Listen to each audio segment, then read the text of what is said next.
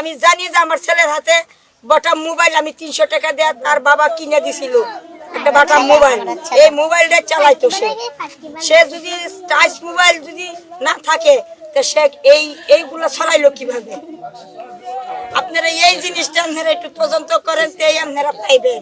Touch mobile চালাইতো না, সে mobile চালাইতো, বাটা mobile, শুধু একটা সেকেন্ড হ্যান্ড মোবাইল কিনে 3 মাস আগে সে মোবাইলটা সে চালাইতো।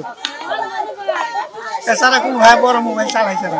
যে গার্মেন্টসে যে ঘটনাটা ঘটছে এনে তো সিসি ক্যামেরা অবশ্যই আছে। আপনারা এই সিসি ক্যামেরার মধ্যে দেখেন যে লোকটি কে আমার পোলারে কিভাবে মারছে। আপনার কাছে এই একটা দাবি, আপনারা এই জিনিসটা বের করেন। আর যে আইডি দিয়া আপনার ওই যে এই নবীজির যে ইটা লেখকে যে পাচার করছে এই আইডিটা আপনারা দেখেন যে কোন আইডি দিয়া এই নবীজির না যে আইডিটা দিয়া যে কাজটা করছে ছড়াইছে এই আইডিটা আপনারা বাইর করেন। আমার কাছে কি বলবো, আমার কাছে আমার ছেলেও বলে নাই, কোনো কিছু পাই না।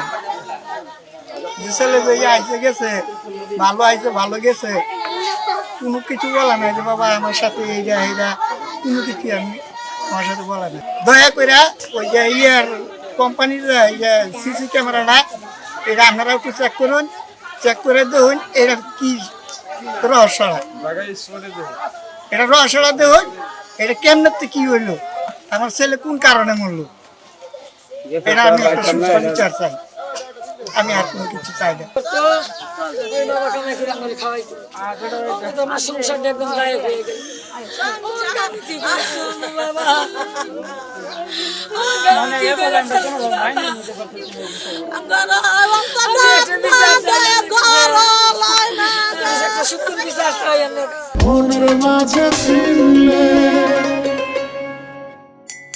কথা বলছি, সে বলতেছে ভিতরে যে কি হয়েছে তা তো আমি বলতে পারবো না, কিন্তু ভিতরের বাইরের দিকে তার শুনতে পারছি যে সে বলে নবীজিকে নিয়ে কুসংস্কার করছে।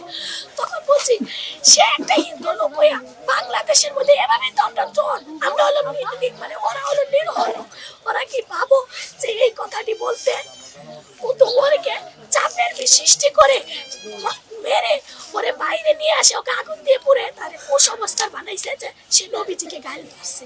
মানে এটাকে দেশটাকে উত্তপ্ত করে দেওয়ার জন্য এটা বলেছে।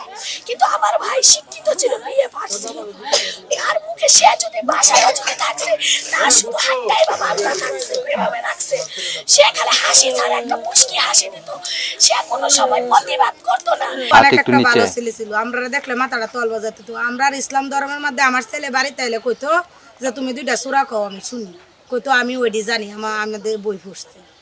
অনেক ভালো ছেলে আছে, কোনোদিন মানুষের সাথে ঝগড়া করছে না, ঝগড়া লাগলে আরো এই বাগ গায়ে দিচ্ছে।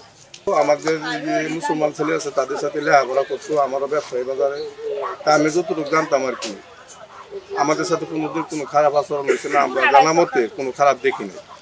আমাদের জানা মতে ভালো জানতাম, কিন্তু অনেক ঘটনাটা কেমনি হলে কি হলে এই ব্যাপারে তো আমরা জানি না, হয়তো কোনো চক্রান্তি শিকার হতে পারে, এতটুকু আমাদের জানা না। ইসলাম তো এরকম সমর্থন, একটা যদি একটু অন্যায় থাকে দেশে আইন আছে, আইনের সমর্থ করা যায়, কেউ যদি কোনো রং কাজ করে আইন আছে, আইনের সমর্থ করা যায়, এইভাবে একটা মানুষ মারা এটা ইসলাম কোনোদিন সমর্থন করে।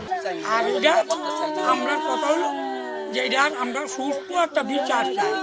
আবার যা মনে করেন যেই গরু তাকে হত্যা করা হয়েছে তার ঘরে মনে করেন সিসি ক্যামেরার ফুটেজগুলো আমরা চাই জনগণে দেখুক, ঠিক আছে।